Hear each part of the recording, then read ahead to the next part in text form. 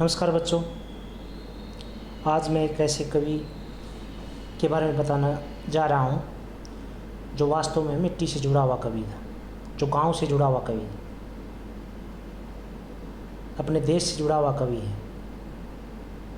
जिसकी रग रग में देश के प्रति प्रेम है, गरीबों के प्रति सहानुभूति है और नारी के प्रति सम्मान है।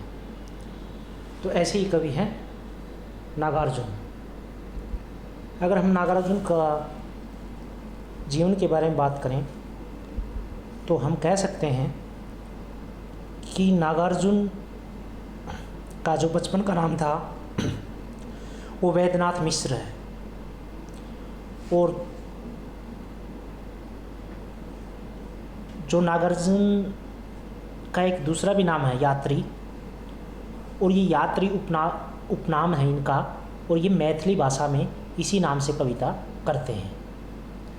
अब जहाँ तक मैंने आपको बताया है कि प्रगतिवाद काव्य क्या है, तो प्रगतिवाद के भी नागार्जुन आधार स्तंभ हैं। तो जो प्रगतिवाद की विशेषताएं हैं वही नागार्जुन के काव्य की विशेषताएं हैं। कहने का तात्पर्य ये है कि मार्क्सवाद की जो चेतना है वही उनकी कविताओं की चेतना है, और जो मिथिला है, मिथिला जनपद है, मिथिला के आसपास की जो विशेषताएं हैं वो इनके काव्य में मिलती हैं। इन्हें यात्रा करने का बड़ा शौक़ था, अध्ययन में हमेशा रत रहते थे, और बहुत सी भाषाओं का ज्ञान इनको था। और इनका नाम नागार्जुन किस लिए पड़ा?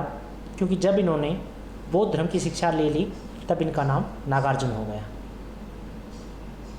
अब जहाँ तक इनको अंग्रेजी स्कूल, कॉलेज, विश्वविद्यालय से कोई लगाव नहीं था। संस्कृत पढ़ने के लिए कुछ दिन ये काशी गए, लेकिन फिर वापस आ गए। तो हम कह सकते हैं कि इनके पास किसी प्रकार की कोई औपचारिक शिक्षा की उपाधि नहीं थी। फिर भी इनको संस्कृत का, पाली का, अपभ्रंश, तिब्बत, मराठी, गुजराती, बंगाली, सिंधी आदि रचनाओं का भरपूर ज्ञान था। मैं दूसरी और बात बताना चाहता हूँ कि जो नागार्जुन है ये कोरे कवि नहीं है, यानी कि कोरे कवि नहीं है, ये राजनीतिक भी हैं, यानी कि राज से भी जुड़े हुए हैं। इन्होंने अनेक राजनीतिक आंदोलनों में भाग लेकर के जेल की यात्रा भी की है, और इनकी जो मार्क्सवादी चेतना है वो ऊपरी नहीं है बल्कि अंदर से है। लेकिन फिर भी गांधी जी है वो इसके पूजनीय रहे हैं, और सुभाष चंद्र बोस से इनका काफ़ी पत्र व्यवहार रहा है, यानी कि पत्र का आदान प्रदान ये होता रहता था। और जयप्रकाश जो नारायण है वो भी या उनसे भी ये बहुत प्रभावित थे। जब 1962 में चीनी आक्रमण के समय हुआ तब इन्होंने कम्युनिस्ट पार्टी से त्यागपत्र दे दिया। इनको जैसा अनुभव हुआ उन्होंने वैसे ही लिख दिया, और राजनीतिक मतभेदों के बावजूद शोषित, पीड़ित और किसानों का हमेशा इन्होंने पक्ष लिया। अब जहाँ तक जीवन की परिस्थितियों की बात है, जीवन का पृष्ठाधार है या नागार्जुन के समाज है, तो हम कह सकते हैं हमारी आज़ादी का पहला समाज इनका समाज था। आज़ादी से पहले की राजनीति इनकी राजनीति थी, और आपको पता है कि हमारे ऊपर अंग्रेज़ों का राज्य था, राजनीति में भी कोई विशेष स्वतंत्रता हमें प्राप्त नहीं थी, और समाज में अनेक कुरीतियों से जकड़ा हुआ था। तो ये तो हो गया नागार्जुन का थोड़ा सा जीवन परिचय। जन्म मैंने बताया नहीं, तो 1911 ईस्वी में इनका जन्म हुआ। अब बात करते हैं, आगे बढ़ते हैं इनके साहित्य की।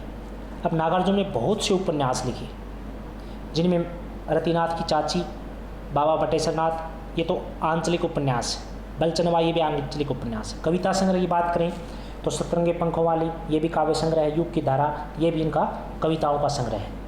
अब इसके अलावा इन्होंने साहित्य में निबंध, व्यंग्य, और मैथिली में मैंने बताया ना कि ये यात्री उपनाम से मैथिली में लिखते थे। अब हम बात करते हैं नागार्जुन के साहित्य की विशेषताओं को, या किस प्रकार का इन्होंने साहित्य लिखा। तो आगे बढ़ते हैं। प्रथम इनका वो है साहित्य की प्रमुख विशेषता है समतामूलक समाज की परिकल्पना। अब मैंने आपको पहले ही बता दिया, नागार्जुन गरीब परिवार में पैदा हुए थे। उन्होंने अपने चारों ओर की गरीबी, अपमान, विषमता देखी थी और यही विषमता, अपमान उन्हें किसानों और मजदूरों का होते हुए देखा था। अब इनके लिए जिम्मेदार व्यक्तियों, सरमाएदारों, संस्थाओं और जो इनके प्रति उदार नहीं थे,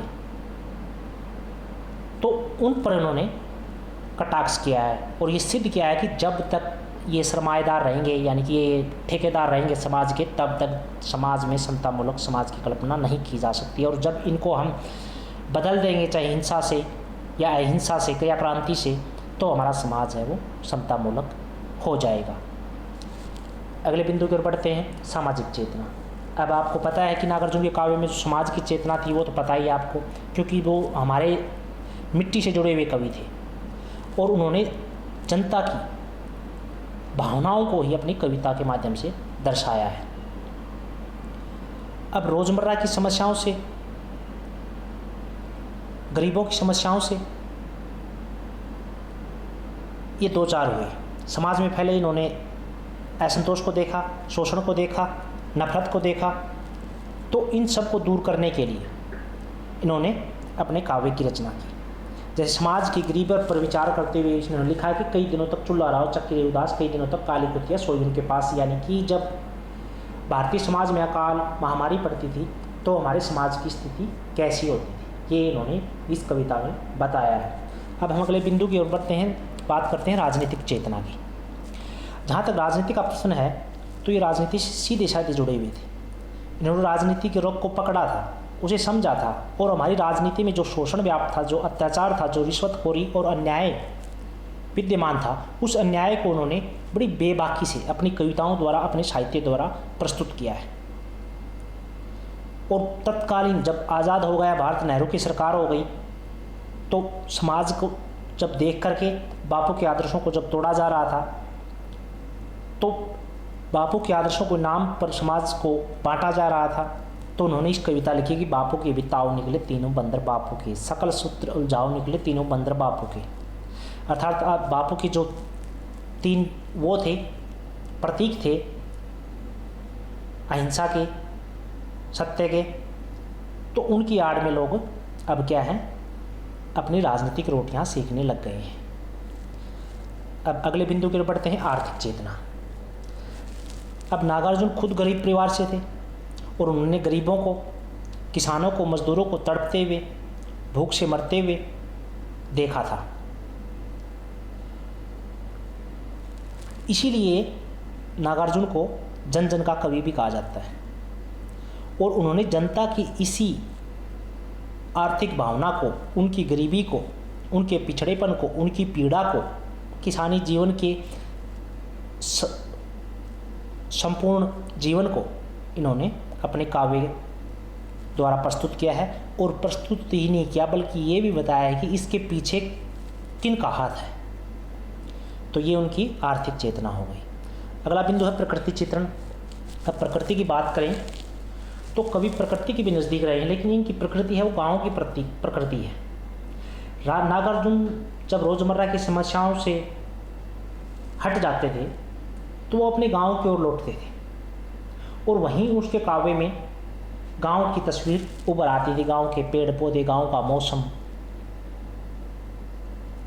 उसमें ये उनका प्रवेश है वो दिखाते हैं। गांव के प्रति इन्होंने बड़ा प्यार दर्शाया है। गांव की प्रकृति, मौसम इनकी कविताओं में बसती है।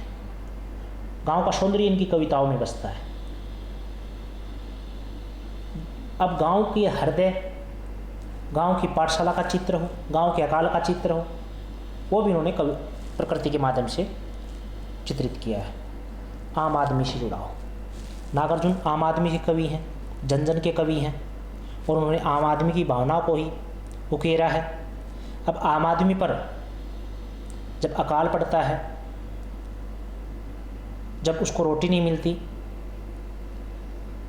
ऐसे में वो काल के गाल में समा जाता है, तो उन्होंने स्थान स्थान पर आम आदमी से जुड़कर उनकी समस्याओं को अपने काव्य द्वारा प्रस्तुत किया है। ये जो कविता है ये भी आम आदमी पर है। घुन खाए सैतीरों पर 12 खड़ी हुई दाता बाँचे फटी भीत है। और ये जो है उसमें एक गरीब आदमी की जो उनका जीवन है, जो उनका रहन सहन है, उसके बारे में बताया है। अब है व्यंग्य की प्रधानता। अब नागार्जुन ने समाज को देखा, समाज की विसंगतियों को देखा, राजनीतिक विसंगतियों को देखा, और उन विसंगतियों को, उन बुराइयों को, उन रूढ़ियों को उन्होंने प्रस्तुति नहीं किया, बल्कि व्यंग्य के माध्यम से इन्होंने प्रस्तुत किया है। अब इनका व्यंग्य बड़ा तीखा है। अब इन्होंने हर चीज़ को व्यंग्य बाण द्वारा, यानी हर चीज़ का मतलब है समाज की बुराइयों को चित्रित करने में व्यंग्य का सहारा लिया है। अब अगला बिंदु है नारी चेतना।